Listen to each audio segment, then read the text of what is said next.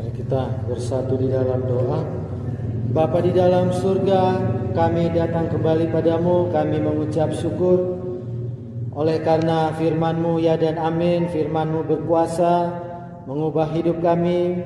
Bahkan firman-Mu adalah otoritas yang tertinggi dari surga kepada manusia, yang harus dipegang oleh manusia, yang harus dijalankan oleh manusia. Oleh sebab itu ya Tuhan, berkati kami dengan kebenaran firman-Mu. Karena ketika kami mendengar firman-Mu, kami menerima anugerah yang Tuhan beri melalui firman-Mu. Banyak orang belum bisa mendengar firman Tuhan. Banyak orang mengabaikan firman Tuhan. Tetapi kami saat ini ya Tuhan mau datang mendengar firman Tuhan. Dan biarlah kami, jiwa kami, roh kami dipuaskan oleh firman-Mu.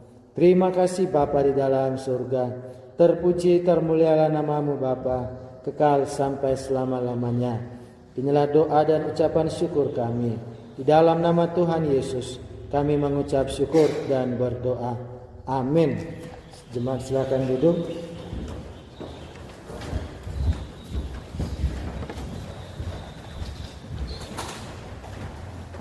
Shalom.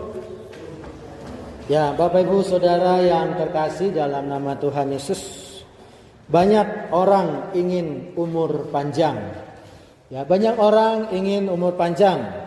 Bahkan ada seorang kaisar Cina, ya, dia mencari ramuan bisa berumur panjang sepanjang-panjangnya, selama-lamanya.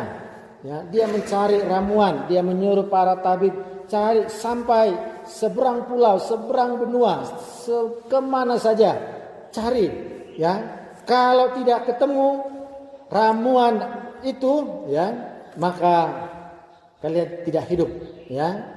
Pokoknya cari sampai ketemu. Kalau tidak ketemu jangan pulang. Ya, jadi memang karena perkataan itu, ya, para tabib, tentara semua mencari tapi tidak pulang karena takut, ya. Karena kalau tidak ketemu maka akan dieksekusi sama sang kaisar. Nah, kaisar itu ingin sekali umur panjang, ya. Sehingga suatu saat ada seorang tabib yang menawarkan, ini kaisar, ini ada ramuan berumur panjang. Lalu sang kaisar percaya saja, dia minum itu ramuan. Ternyata bukan ramuan supaya bisa umur panjang, tapi ternyata racun sianida, ya. Ya, minum itu dia akhirnya mati. Nah, itu saja menggambarkan betapa manusia di dunia ini, ya, ingin berumur panjang. Ya. Begitu juga sebenarnya para murid-murid Yesus. Petrus, terutama Petrus, ya, ketika diancam, ya, aku akan diserahkan, ada yang menyerahkan aku akan mati. Lalu Petrus dia ambil pisau, ya, dia siapkan pisau. Guru, aku akan membela engkau, ya. Karena apa? Karena dia mau gurunya itu berumur panjang. Jangan lekas-lekas mati. Umurnya masih 33 tahun, ya. Memang itu adalah sesuatu yang sangat manusiawi, sangat manusiawi. Bagaimana orang ingin berumur panjang. Nah, tetapi ada sebuah pepatah bijak mengatakan hidup manusia itu, ya, kalaupun ada umur sekian 70, 60, 80, 50 itu hanyalah sekedar angka. Ya. Ya, kemarin dalam perayaan ulang tahun Pak Regar di Medan, ya, umur 79 itu sebenarnya angka. 80 itu sebenarnya angka. Karena hidup, ya, ternyata bukan karena angka, tetapi karena makna. Makna apa? Makna apa yang sudah dijalani selama hidup di dunia, apa yang dilakukan selama hidup di dunia. Itulah makna berdampak bagi orang lain. Nah, hidup yang berdampak bagi orang lain. Hidup yang berdampak bagi orang lain, begitu jugalah dengan kematian. Kematian yang memberi dampak, kematian yang memberi makna. Ya. Nah, kematian seorang penjahat membuat rakyat senang. Wah, sekarang desa kita sudah aman, negara kita sudah aman. Ya, seperti beberapa tahun lalu ya dieksekusi pengedar narkoba. Wah, diharapkan Indonesia bebas narkoba, angka narkoba menurun. Karena apa? Para penjahat narkoba dieksekusi mati. Tetapi apakah demikian terjadi? Tidak. Ya. Narkoba tetap beredar di mana-mana. Ya.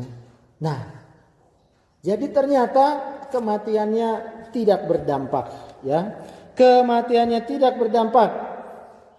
Nah, firman Tuhan hari ini berbicara tentang kematian Tuhan Yesus mengubah hidupku. Nah, inilah kematian yang berdampak ya. Kematian Tuhan Yesus mengubah hidupku. Ya. Yesus Kristus adalah orang yang baik, orang yang bijaksana, seorang guru, seorang pengajar, pembuat mujizat, menyembuhkan banyak orang. Kematiannya menjadi berita besar dari sejak abad permulaan hingga abad ke-21 ini. Ya. Tidak ada kematian seorang yang begitu dipuja-puja, dikagumi, disanjung sedemikian hebat. Ya, dari abad permulaan sampai abad 21 ini. Sudah 21 abad. Betapa luar biasa sekali. Nah, oleh karena itu, Bapak Ibu Saudara yang terkasih dalam nama Tuhan Yesus, ada dua topik besar, ada dua pertanyaan besar yang kita renungkan pada saat ini. Ya. Yang pertama, mengapa Yesus harus mati? Mengapa Yesus harus mati? Dan yang kedua, apa dampak kematian Yesus Kristus bagiku? Ya. Ini dua hal yang besar yang selalu didiskusikan, diselidiki, ya, dicari jawabannya dalam Alkitab, dipikirkan oleh para orang-orang bijaksana. Mengapa Yesus harus mati? Mengapa Yesus harus mati? Kalau Yesus memang harus mati, mengapa Yesus harus mati? Dan yang kedua, apakah kematian Yesus berdampak bagiku? Kalau berdampak, apa dampaknya? Sehingga ini yang harus kita renungkan juga pada saat ini. Supaya memang tahun ini ya kita memperoleh sesuatu hikmat yang dari Tuhan. Yang bisa mengubah kehidupan. Ya, secara khusus para mahasiswa yang masih tingkat 1 ya. Yang baru tahun ini memperingati Jumat Agung Paskah di STTUI, ya, secara teologia kita mempelajari, merenungkan akan hal ini. Ya. Nah, jadi ya banyak artikel, banyak buku yang membahas tentang kematian Yesus. Ya. Kemarin terakhir saya membaca mengapa ya lambang salib itu begitu mulia. Padahal lambang salib itu adalah sebuah yang biasa pada saat itu. Eksekusi. Ya, kita mengenal eksekusi orang jahat, ya, ada kursi listrik.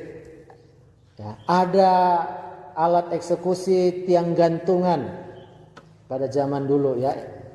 Ada yang disuntik racun. Ya, tetapi coba kita lihat apakah di gedung-gedung ada gambar tiang gantungan. Apakah di gedung-gedung ada gambar kursi listrik atau jarum untuk suntik racun? Ya, tidak ada. Tetapi kita bisa melihat di gedung-gedung ada lambang salib. Nah, itu sesuatu hal yang mengherankan. Ya, lambang salib, salib sebagai alat mengeksekusi orang yang hidup supaya mati. Ya, mengapa begitu menjadi mulia?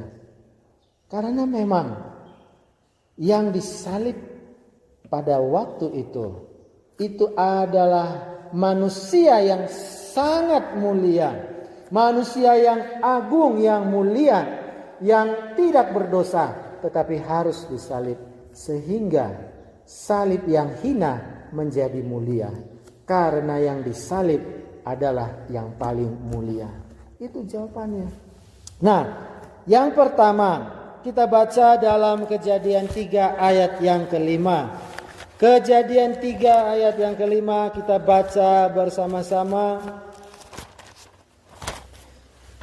Kejadian 3 ayat 15. Kejadian 3 ayat 15 kita baca bersama-sama. 1, 2, 3 ya.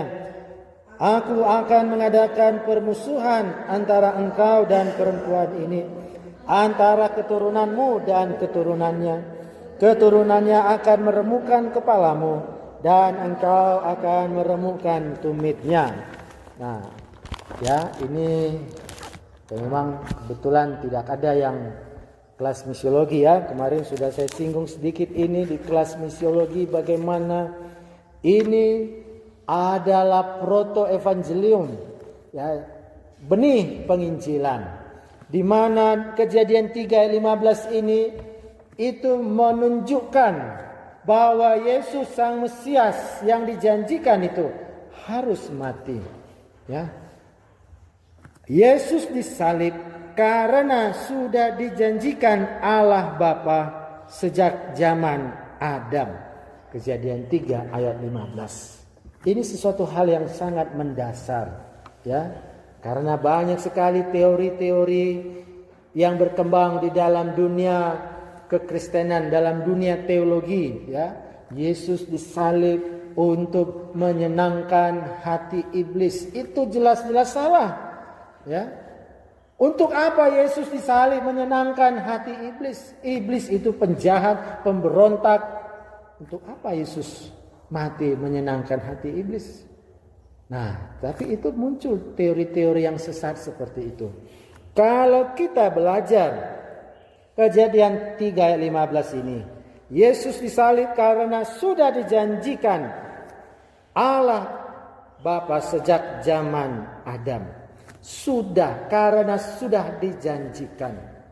Nah, jadi dari sini saja mendapat banyak makna, ya, bahwa Bapa itu Allah yang setia terhadap janjinya, bahwa Bapa itu adalah pemrakarsa keselamatan, inisiator keselamatan, bahwa Bapa itu adalah pelaksana keselamatan, penuntas, penyelesai keselamatan itu, ya, karena memang manusia sejak Adam sudah jatuh dalam dosa, sudah dijanjikan. Luar biasa sekali, ya. Jadi memang semuanya bersumber dari Bapa, dari kasih Bapa yang menjanjikan keselamatan sejak Adam dan Hawa. Kejadian 3 ayat 15. Dijanjikan karena sudah dijanjikan oleh Bapa. Hubungannya apa dengan setan? Hubungannya ialah supaya Yesus disalib untuk mengalahkan kuasa setan, ya.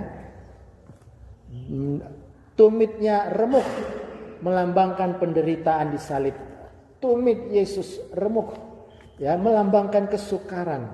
Tetapi tumit yang remuk itu mengalahkan kepala ular, kepala lambang otoritas, kuasa otoritas iblis hancur oleh karena penderitaan Yesus di kayu salib.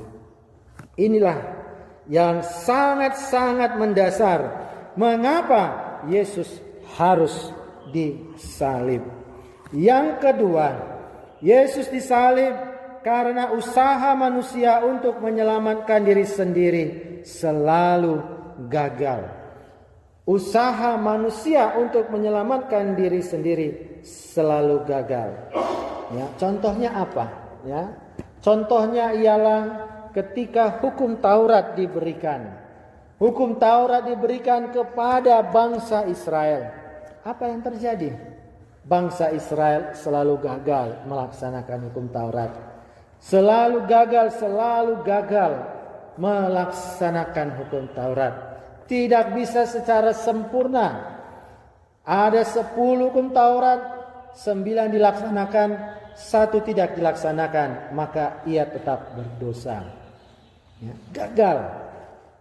Ya, jadi memang tidak bisa, ya. Kalau ada teori yang mengatakan manusia bisa menyelamatkan dirinya sendiri, tidak bisa. Ya, sesaleh-saleh apapun tidak bisa. Ya, contohnya orang Israel yang begitu saleh, yang begitu mencoba menaati hukum Taurat, tetap saja gagal. Manusia zaman sekarang mau mencoba berbuat saleh, berbuat amal ibadah, kebaikan supaya bisa menyelamatkan diri sendiri, tidak bisa. Ya, orang Israel sendiri sudah menunjukkannya. Nah, makanya kemarin itu ya saya ada dengar sedikit ya ketika ada sebuah YouTube ya Ibu. Hari ini ya mendengar khotbah YouTube renungan ya, dialog debat ya, bagaimana ada seorang YouTuber ya, saya lupa namanya ya, Elia Miron ya, dia membantah ada seorang Pastor Brian ya, pastor ini pastor jadi-jadian lah saya bilang ya. Pastor jadi-jadian karena apa? Dia tidak belajar teologi ya. Dia memang preman, penuh tato ya, lalu karena dia suka baca Alkitab, dia senang ngomong ya, senang khotbah, lalu dia ada kumpulkan orang, dia bersaksi, lalu akhirnya ada sebuah gereja didirikan, dia diangkat jadi pastor atau jadi pendeta. Itu namanya pendeta jadi-jadian ya. Tidak belajar Alkitab dengan baik, dengan benar, dengan ketat, akhirnya menjadi pendeta. Akhirnya banyak pengajarannya yang pluralisme, yang liberalisme, yang sesat dan lain-lain. Jadi ya, Pastor Brian ini mengatakan ya seperti Habib Jafar ini gak mungkinlah masuk ke neraka, kan dia ini baik sekali ya, dia ini baik sekali, gak mungkin Tuhan membiarkan seorang yang baik seperti ini masuk ke neraka ya. Nah, jadi si Elia Miron ini berkata memang bukan seperti itu ya. Manusia masuk ke neraka ya, itu dasarnya adalah Adam dan Hawa sudah berdosa, semua keturunannya memang ditujukan ke neraka karena semua keturunannya tergolong pemberontak, tergolong pendosa ya. Roma 3 ayat 23, semua manusia telah berdosa dan kehilangan kemuliaan Allah. Jadi memang itulah dasarnya manusia ke neraka, dihukum oleh Tuhan. Ya. Jadi bukan karena hal-hal yang lain. Nah, tetapi syukur puji Tuhan, ya, Yesus datang menyelamatkan, ya, supaya manusia yang tadinya ditujukan mengarah ke neraka karena dosa-dosa sejak Adam dan Hawa, Yesus datang mengarahkan ke surga. Itu sesuatu hal yang sangat jelas ya. Jadi itu saya bilang kemarin itu sebenarnya pelajaran S1 ya. Waktu kami dulu S1 sebenarnya itu pelajaran yang dasar sekali ya. Pelajaran yang dasar sekali. Tapi karena pastor ini memang tidak belajar S1 teologi, jadi pengajarannya menyimpang ya. Nah, jadi para mahasiswa S1 ya harus paham ini. Harus paham ini karena semua usaha manusia selalu gagal. Selalu gagal ya. Sehingga ya Yesus datang menjadi hamba Tuhan yang berhasil. Kalau kita baca kitab Yesaya, Israel adalah hamba Tuhan yang gagal.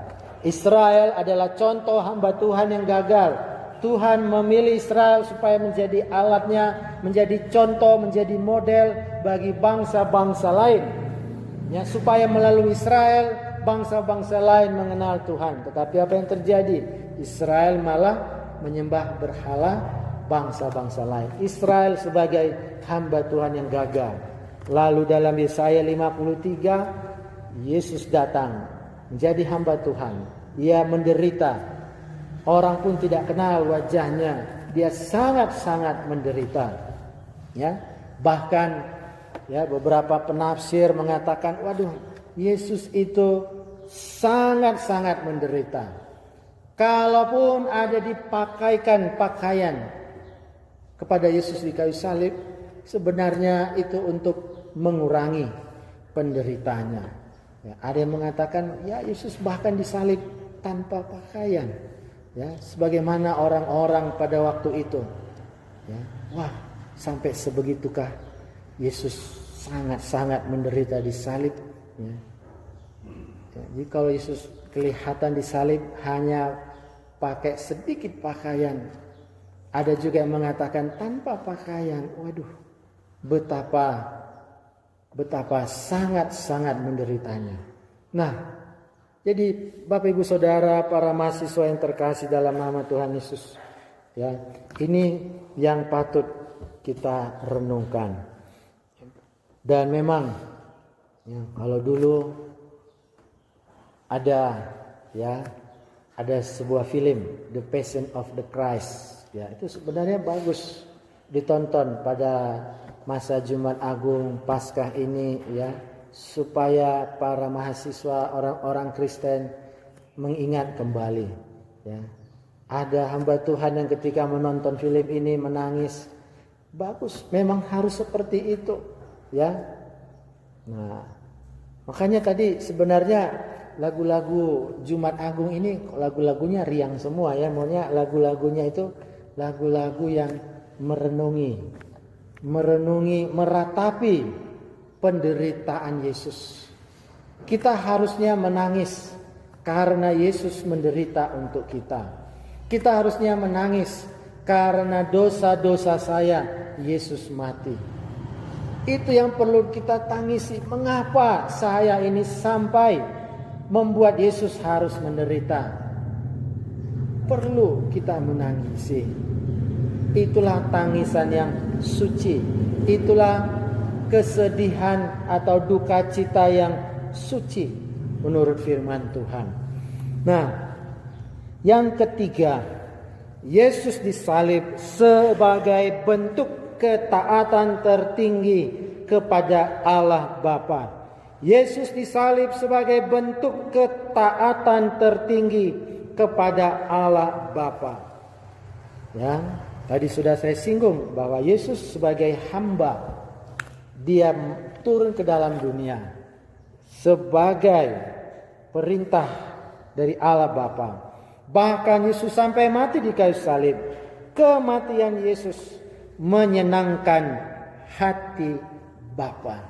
Ini sebuah teologi yang sangat-sangat alkitabiah, yang tidak ada dalam keyakinan agama yang lain, yang bukan hasil pemikiran manusia. Yaitu apa? Kematian Yesus menyenangkan hati Bapa di surga. Sehingga orang yang berada di dalam Yesus, dia menjadi berkenan kepada Bapa di surga. Karena kematian Yesus sangat-sangat berkenan, bahkan sangat-sangat menyenangkan hati Bapa. Tidak ada manusia yang setaat Tuhan Yesus ketika hidup di bumi. Tidak ada manusia yang sesempurna Tuhan Yesus. Jadi memang Yesus sebagai pribadi yang dari surga, Dia adalah pribadi yang sempurna. Dan kesempurnaannya selama menjadi manusia benar-benar diuji, benar-benar dicobai oleh setan, diuji oleh Tuhan. Dan Yesus lolos semua cobaan, semua ujian. Yesus menjalaninya dengan nilai sempurna, ya, dengan nilai sempurna. Nah, inilah yang menjadi model, menjadi role, menjadi teladan, ya, bagi kita orang pilihan Tuhan. Ya. Jadi ketika ditanya mengapa Yesus harus mati, Yesus mati karena sudah dijanjikan oleh Bapa sejak zaman Adam. Yesus disalib karena usaha manusia selalu gagal dan selalu gagal.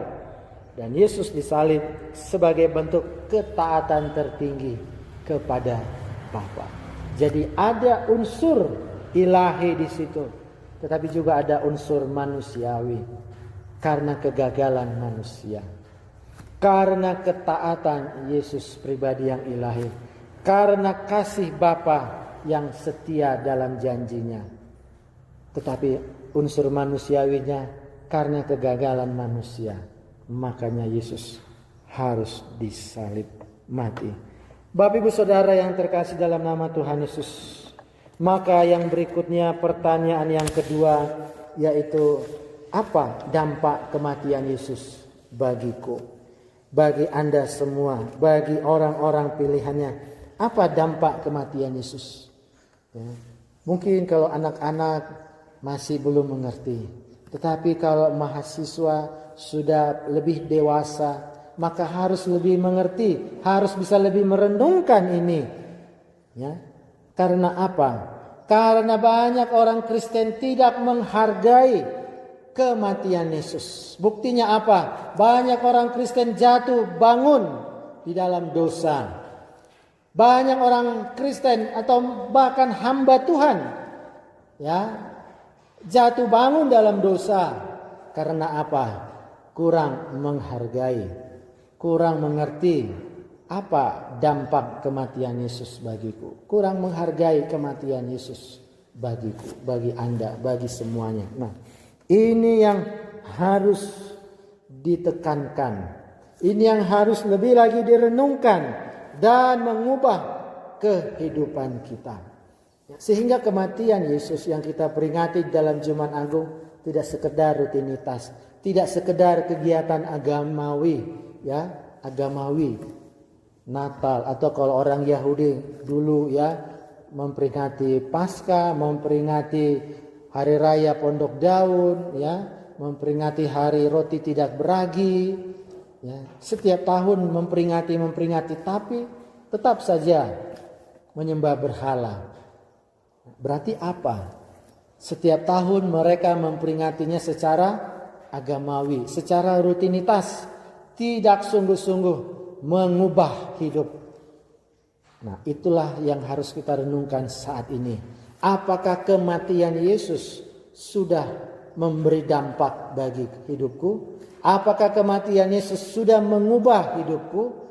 Hidupku ini berarti secara keseluruhan, pola pikir, pikiran, perkataan, ya, bahkan di dalam sermon pelayan Tuhan gereja kampus kemarin, ya, saya sedikit singgung di situ tentang tokoh Rasul Petrus, ya. Rasul Petrus, Simon Petrus seorang nelayan biasa. Ya, dia hanya dulunya mencari keuntungan dari nelayan, tetapi Tuhan panggil dia menjadi penjala manusia. Dari penjala ikan menjadi penjala manusia. Lalu bukan sekedar Tuhan panggil, Tuhan memperlengkapi dia. Memperlengkapi dengan pengajaran, memperlengkapi dengan kuasa. Ya. Sehingga bagi Petrus, Yesus bukanlah sekedar guru, bukan sekedar pengajar, bukan sekedar idola, tetapi bagi Petrus, Yesus Kristus adalah hidupku, ya. Yesus Kristus pusat hidupku, fokus hidupku, bahkan hidupku itu sendiri. Makanya ketika di dalam Kisah Para Rasul, ketika Yesus sudah naik ke surga, Petrus tidak lagi tidak sedih terus-menerus, tapi dia mengajar Injil tentang Yesus. Dia bahkan, ya, ketika orang Farisi pemimpin agama melarang, jangan sebarkan Injil, beritakan tentang kebangkitan Yesus, ya. Lalu Petrus berkata, mana lebih cocok bagimu? Mana yang benar? Taat kepada manusia atau taat kepada Allah? Nah, Petrus sudah tahu ketika memberitakan Injil berarti taat kepada Allah, ya. Nah, makanya, ya, sampai pada akhirnya Petrus mati disalib terbalik. Maka itu sudah mengubah kehidupan Petrus. Bagi Petrus, Yesus bukan lagi sekedar guru, bukan lagi sekedar pengajar, bukan lagi sekedar sahabat, bukan lagi sekedar teman, ya, tetapi sudah menjadi fokus, sudah menjadi pusat, bahkan sudah menjadi hidupku. Makanya ya ada slogan Jesus is my life. Ya, not only Jesus is my focus, not only Jesus is my center, but Jesus is my life, all my life. Mengubah hidupku. Yesus adalah hidupku. Nah, makanya ya ada satu lagu pujian itu ya, yang saya dan Bu Marin itu sering nyanyikan di rumah ya. Apa itu namanya? Kristus dalam hidupku ya. Jika kau tanya bagaimana Yesus hidup, maka Yesus hidup dalamku ya. Jadi Yesus hidup, buktinya apa? Yesus hidup dalamku. Nah, itu maknanya dalam. Nah, jadi yang pertama, apa dampak kematian Yesus bagiku? Yang pertama, kematian Yesus membuat aku berkenan di hadapan Allah Bapa. Ya. Kematian Yesus membuat aku berkenan di hadapan Allah Bapa. Apakah ini sudah sampai ke dalam diri kalian semuanya? Apakah kalian sudah sampai berkata, kematian Yesus membuat aku berkenan di hadapan Allah Bapa? Nah, itu tadi yang seperti saya singgung di awal ya.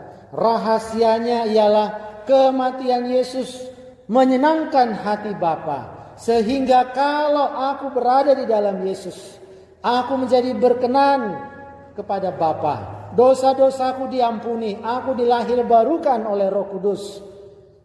Ya, sehingga aku berkenan kepada Bapa.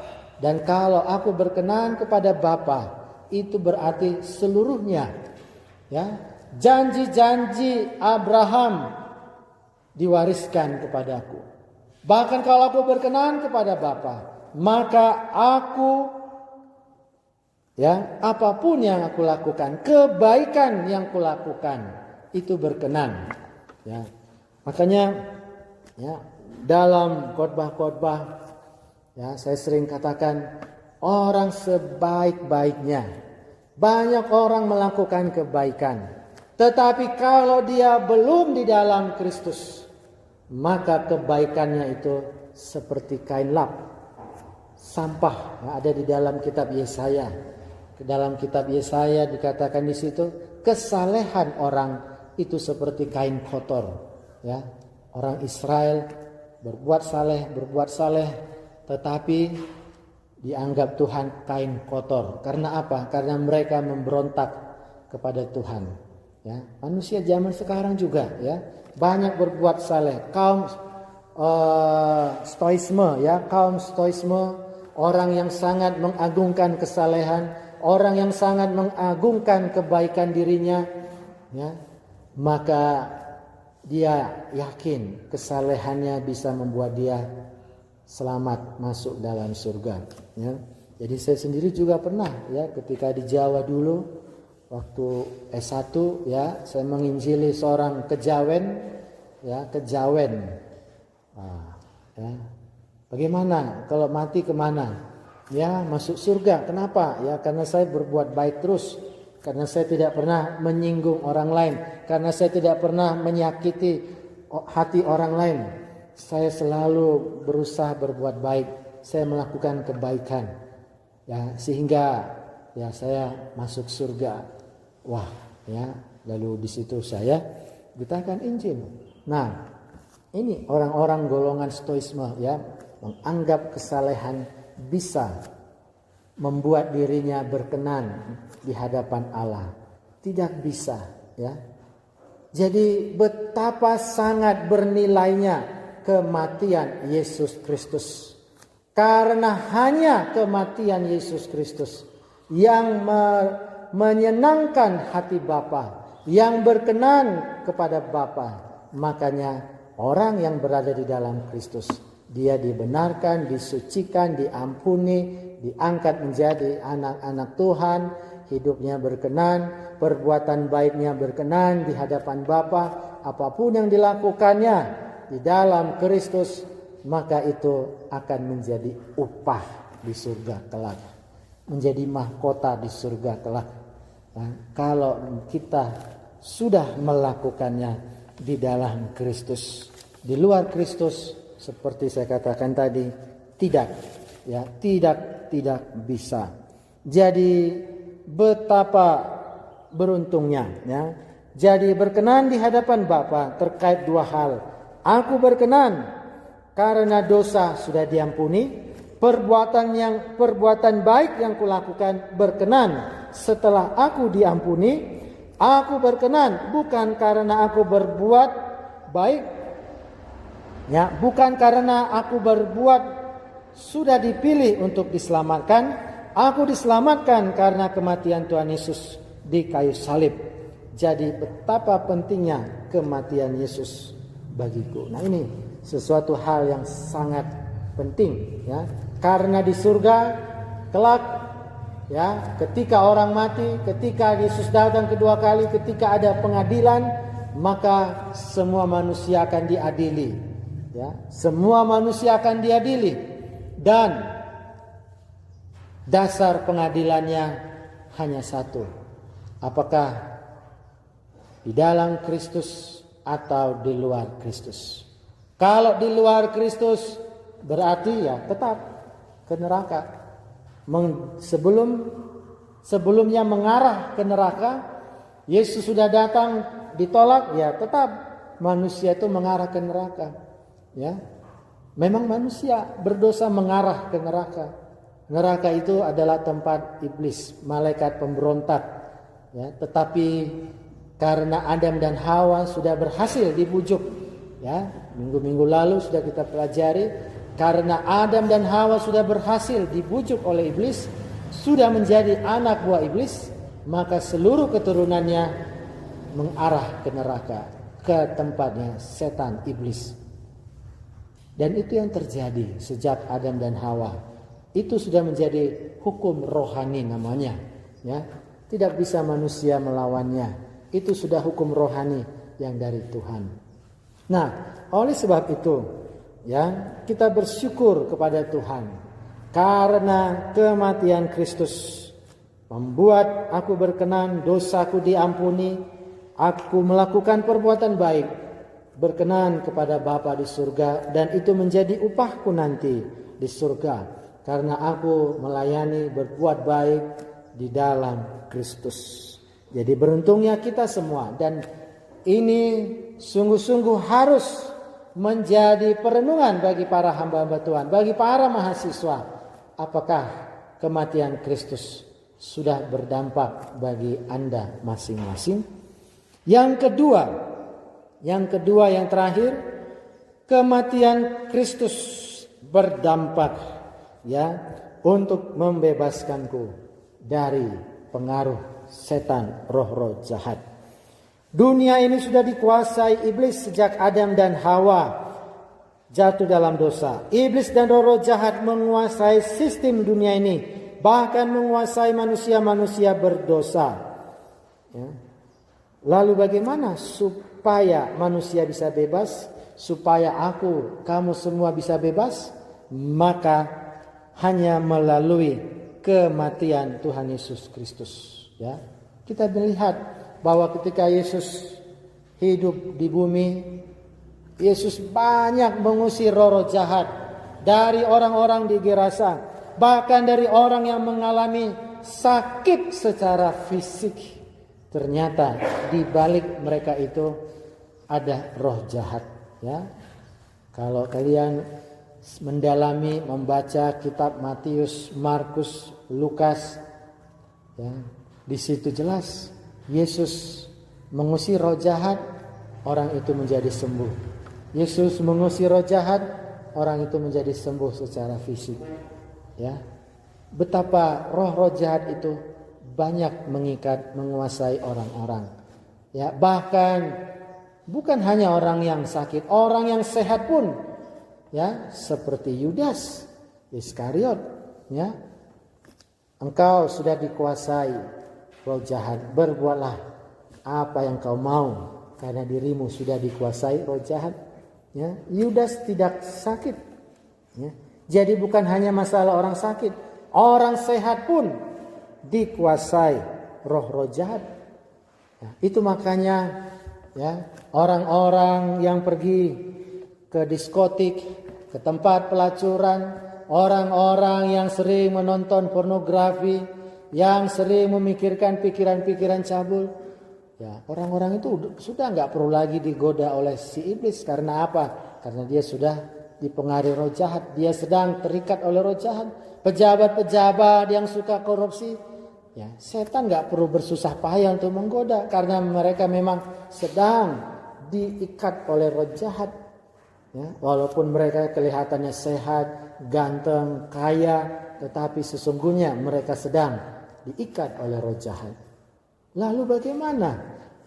Ya, roh-roh jahat banyak giat bekerja menggoda orang-orang yang rajin ke gereja, yang sedang berada di STT, ya, supaya apa? Supaya jatuh dan menjadi pengikut-pengikut roh-roh jahat.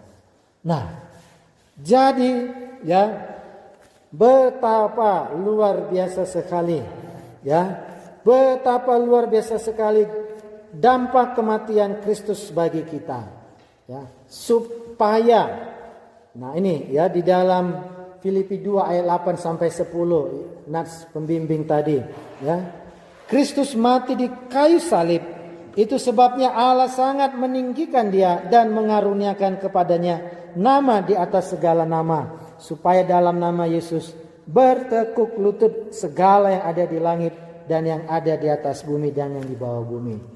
Ya, makanya ya, kalau ada mahasiswa yang masih takut ke kamar mandi sendirian tengah malam, nah itu berarti apa? Sedang dikuasai roh jahat. Ya, takut, usir itu dalam nama Yesus, pergi engkau roh jahat, engkau tidak bisa menakut-nakuti aku.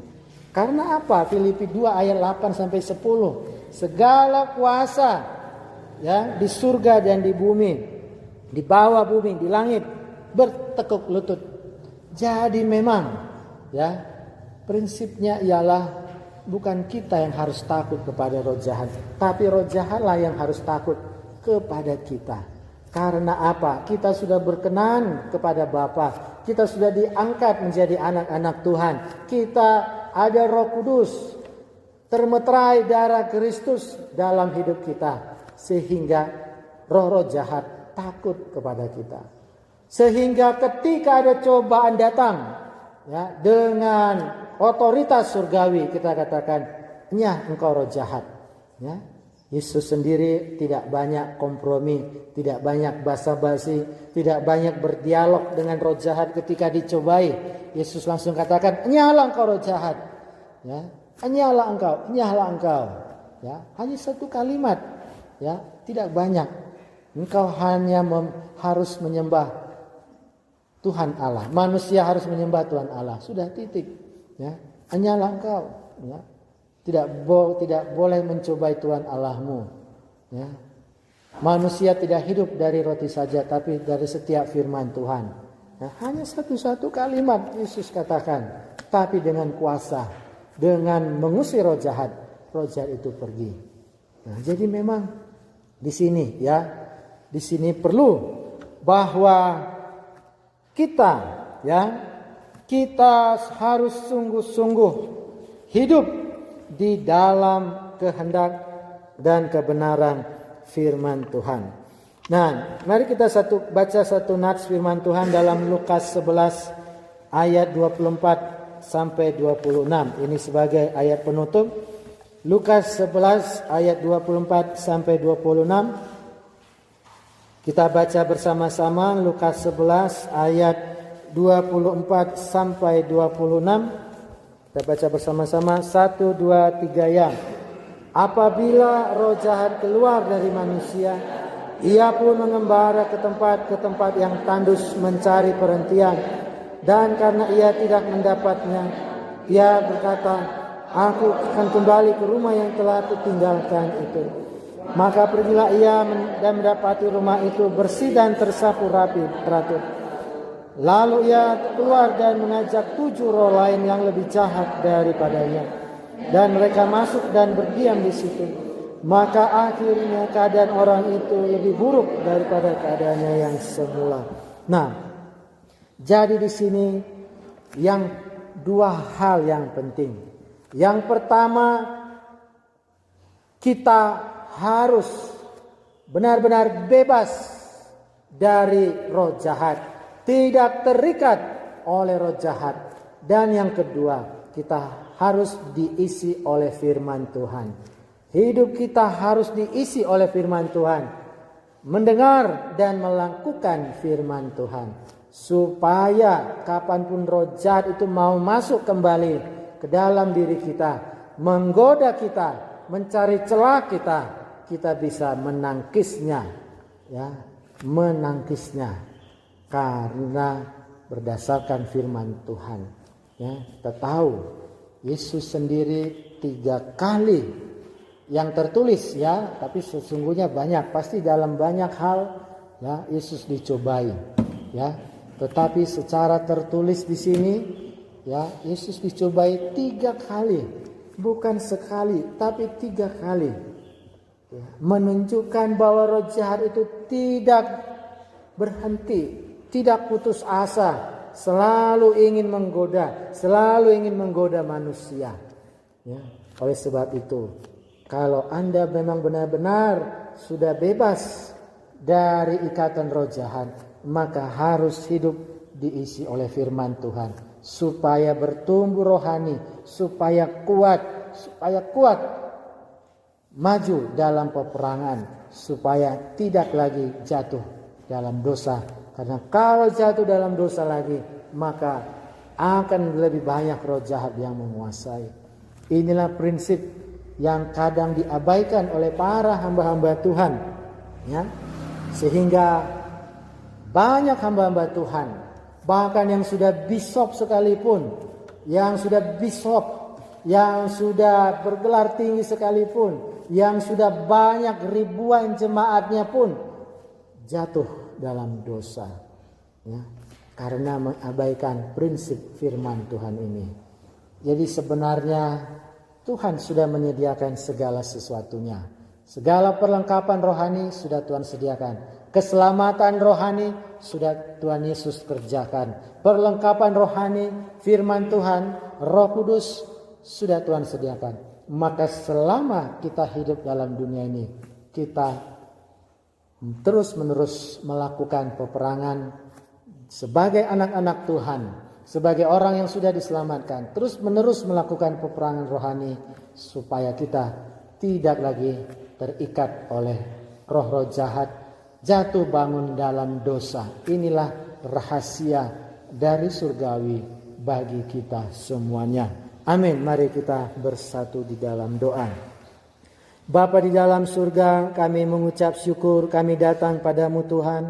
Sesungguhnya ya Tuhan, sangat-sangat bernilai kematian Kristus itu. Oleh karena kematian Yesus menunjukkan bahwa Bapa setia. Sudah ribuan tahun Bapa menjanjikan kedatangan Kristus. Dan pada akhirnya Kristus datang ke dalam dunia, bahkan sampai mati di kayu salib, karena Bapa menggenapi janjinya, menyediakan jalan keselamatan bagi manusia. Dan sesungguhnya ya Tuhan, kematian-Mu di kayu salib menyelamatkan kami, membebaskan kami dari belenggu dosa, membebaskan kami dari pengaruh ikatan roh-roh jahat, dan membuat kami menjadi menang. Kami bisa menang dalam setiap peperangan, dalam setiap bujuk rayu godaan roh jahat, karena kami sudah berada di dalam Kristus, dan kami memakai tameng, perlengkapan senjata rohani, sehingga kami bisa menang terus dan terus menang, oleh karena firman Tuhan, oleh karena Kristus, oleh karena Roh Kudus yang menyucikan, membimbing, memimpin hidup kami. Terima kasih ya Allah Tritunggal. Bapa, Putra, dan Roh Kudus. Terpuji termulialah namamu, ya Tuhan, kekal sampai selama-lamanya. Biarlah firman Tuhan ini menjadi dasar, menjadi fondasi, mengubahkan hidup kami. Di dalam nama Tuhan Yesus Kristus kami mengucap syukur dan berdoa. Amin.